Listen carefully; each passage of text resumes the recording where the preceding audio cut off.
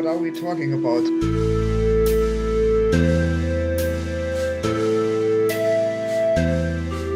Yeah, absolutely. There's quite an interesting tendency these days, so that television ratings go through the roof. So because people have much more time watching television or consume content, but on the other hand, advertising spendings go down because of the irrelevance. So people are more in a mode where they are more nervous, some even panicking, and that's not necessarily always advertising messages are not always received well. So, and that's quite an interesting evolution where you have growing ratings and decreasing rates. So, and everybody now is certainly looking for self-serving platforms, but also for automating processes and optimizing processes, and to predict who is watching a certain show at a certain point in time in the future. And predicting is always an art on its own. And yeah, maybe Sina can talk about it in greater details about what this art means. So we're Yes. talking about the pricing, right? And how to get the best out of Yeah, pricing and situations. ratings, actually. Yeah. Yeah, one thing is the rating prediction, and this works, of course, best in times where you can predict something. So in times where it's stable. But what we are doing here, we are taking AI services and creating rating predictions for our customers. Means we analyze the past and train the AI and make a prediction how many viewers certain programs are watched by. Yeah. So this is very amazing because it's very accurate. And is it the same for prime and for non-prime when you predict? Are there some differences between? There are differences, especially off prime is better predictable, definitely. So prime depends on different parameters. Mhm. And we have compared it to the human prediction that was done by experts in the past, and now our AI is definitely better. It's an interesting show for the kind of people we talk to about advertising and advanced advertising. Like I say, we were going to be in the Pavilion this year. But what does that mean? I mean, for most of the people who attend NAB Show, what do you think the trends would have been that though people there to talk about advertising, what would they have been talking about? Well, I think the main keywords are still, can we automate the processes? What role can AI play in our workflows in order to increase time to market? And last but not least, to create a better yield for your inventory, so that you can take more out of your inventory, you can take more out of your workflows, and to automate them to the highest possible extent.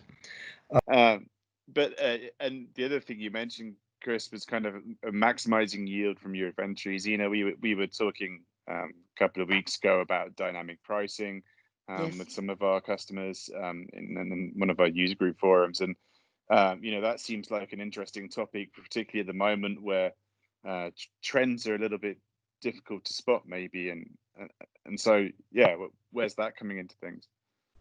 It's coming into things because you need to define your price for your program, and it changes then based on the demand. And we see as one factor to determine the demand, we see the sellout rate. And this is again where we start to predict the sellout rate and or try to predict it. And we are pretty far at this. So the idea is taking historical data, analyze them, and train the AI to. You have a new background, Chris. It's AI behind. It's AI behind. So, and then with as soon as you are able to predict the normal behavior of the sellout curve, then you can detect Anomalies.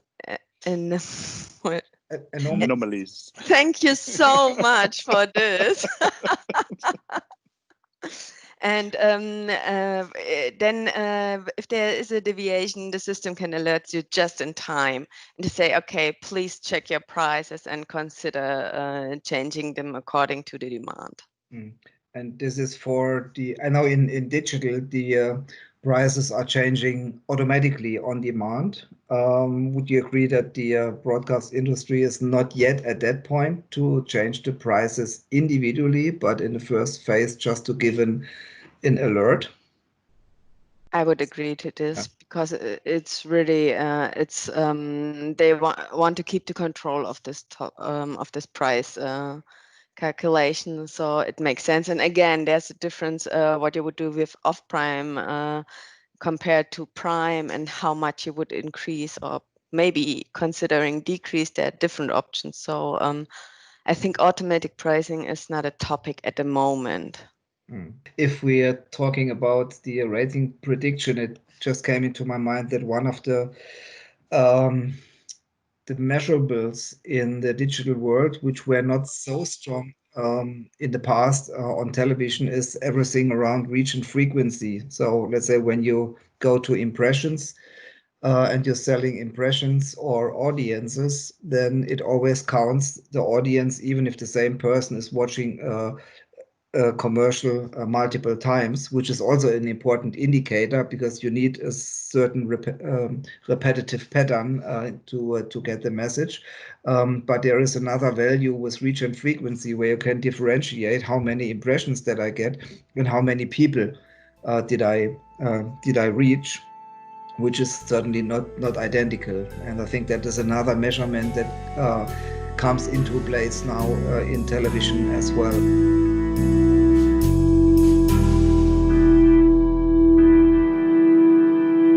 Except if it is a beer commercial for a German guy or an English guy, then you can never have enough impressions.